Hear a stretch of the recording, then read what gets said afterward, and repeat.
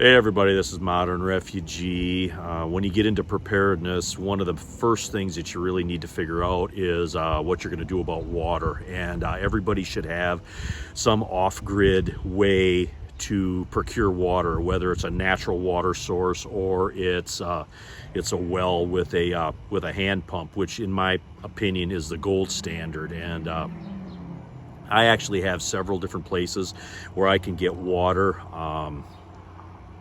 from a hand pump, from a hand well.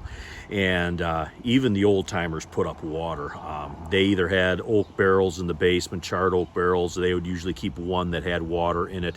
And a lot of the old farmhouses and stuff would have cisterns where they would store and hold a certain amount of water. Well, we don't really have cisterns nowadays like they did back then. So, you have to have some other means to store a little bit of water. And I'm going to share a little tip with you guys here, one that I don't really hear anybody talk about. But if you got a state park sticker on your vehicle, or you got a state park pass in your state, wherever you're at, a lot of state parks will have some type of hand pump. And we have a lot of those here in Michigan where we're at. There's either hand pumps at roadside parks. There's certain places where you can fill RVs up with water. Now, a lot of these places aren't open year-round, but there are some that are open year-round. And I actually know of a couple of different places where I can pump water right out of the ground by hand year-round.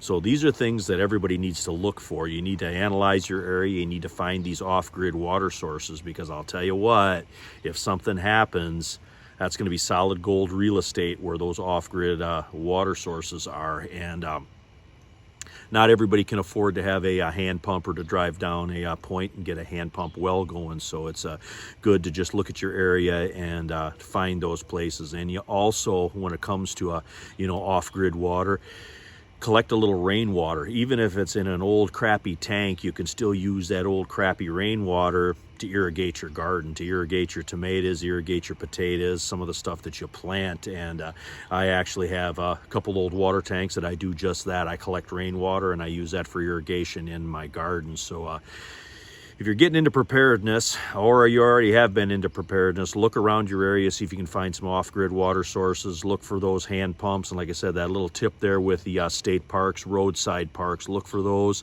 because they can actually be a really good source. When everybody's panic buying bottled water, you can swing by the roadside park and fill up all your containers, maybe save you $1 or $2 as well. Anyways, Modern Refugee, I appreciate all my subscribers out there. Hope you guys got a little information, a little entertainment, and some ideas out of this video as always, and you guys have a good one.